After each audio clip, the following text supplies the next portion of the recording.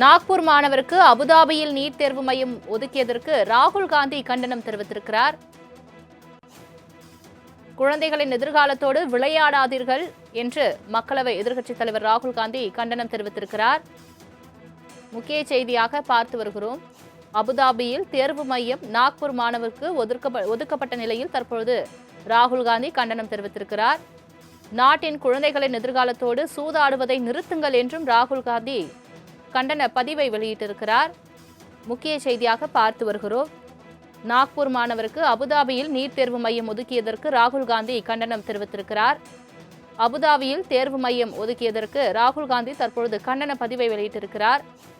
குழந்தைகளின் எதிர்காலத்தோடு விளையாடாதீர்கள் என்று மக்களவை எதிர்க்கட்சித் தலைவர் ராகுல் காந்தி கண்டனம் தெரிவித்திருக்கிறார். முக்கிய செய்தியாக பார்த்து வருகிறோம். நாளை நீட் மறுதேர்வு நடக்க இருக்கக்கூடிய நிலையில் நாக்பூரைச் சேர்ந்த மாணவருக்கு தேர்வு மையம் அபுதாபியில் ஒதுக்கப்பட்டிருப்பதற்கு தற்பொழுது மக்களவை எதிர்க்கட்சித் தலைவர் ராகுல் காந்தி கண்டனம் தெரிவித்திருக்கிறார். நாட்டின் குழந்தைகளின் எதிர்காலத்தோடு சூதாடுவதை நிறுத்துங்கள் என்றும் ராகுல் காந்தி அந்த கண்டன பதிவில் தெரிவித்திருக்கிறார். இது தொடர்பான மேலும் விவரங்களை தருவதற்காக செய்தியாளர் ராஜேஷ் இணைப்பில் இருக்கிறார்.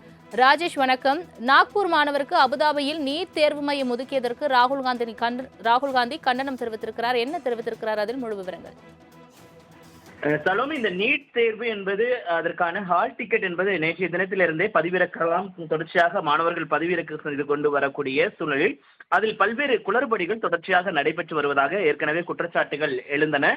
குறிப்பாக ஒரு இடத்தில் இருக்கக்கூடிய மாணவருக்கு மற்றொரு இடத்தில் அதற்கான அந்த தேர்வு மையங்கள் போடப்படுவது மிகப்பெரிய ஒரு சர்ச்சையை எழுதியிருந்தது. குறிப்பாக இன்றைக்கு பொறுத்த வரைக்குமே நாக்பூரை சேர்ந்த ஒரு மாணவருக்கு அவருக்கு அபுதாபியில் மையம் என்பது அமைக்கப்பட்டிருப்பது மிகப்பெரிய ஒரு அதிர்ச்சியை ஏற்படுத்தி இருக்கிறது. தொடர்ச்சியான இந்த குளறுபடிக்கு அரசியல் கட்சி தலைவர்கள் தொடர்ச்சியாக தங்களது கண்டனத்தை தெரிவித்து வருகிறார்கள். அந்த வகையில் ராகுல் காந்தி அவர்களும் எதிர்க்கட்சித் தலைவர் ராகுல் காந்தி அவரும் தனது கண்டனத்தை அவர் தனது எக்ஸ் தளத்தில் பதிவு செய்திருக்கிறார். குறிப்பாக அதில் அவர் குறிப்பிட்டிருக்கும் பொழுது, நாக்பூரை சேர்ந்த ஒரு மாணவர் நீட் மறுதேர்வுக்காக 1 மாதம் காலமாக தயாராகி வந்தார். தேர்வுக்கு முந்தைய நாளான நேற்றுதான் அவரது நுழைவு சீட்டை பதிவிறக்கம் செய்தார். அப்போதுதான் தனக்கு ஒதுக்கப்பட்ட தேர்வு மையம் அபுதாபியில் இருப்பதை அவர் அறிந்திருக்கிறார். அவரது அந்த கடவுச்சீட்டு இல்லை, அவரை வெளிநாட்டுக்கு அனுப்பும் அளவுக்கு அவரது குடும்பத்தினரிடம் போதிய பண வசதியும் இல்லை, அதே சமயம் போதிய கால அவகாசமும் இல்லை. அவர் இரவு முழுவதும் கண்ணீர் விட்டு அழுதார். இப்போது தேர்வு எழுதவே மறுக்கிறார். இதன் மூலம்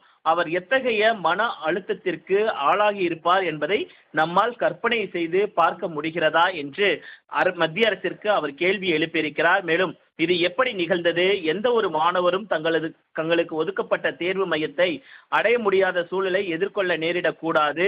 உண்மையில் என்டிஏ அமைப்பானது நாட்டின் மாணவர்களையும் அவர்களின் பெற்றோர்களையும் பொறுமையை சோதிக்கும் செயலில் மட்டுமே ஈடுபட்டு வருகிறது.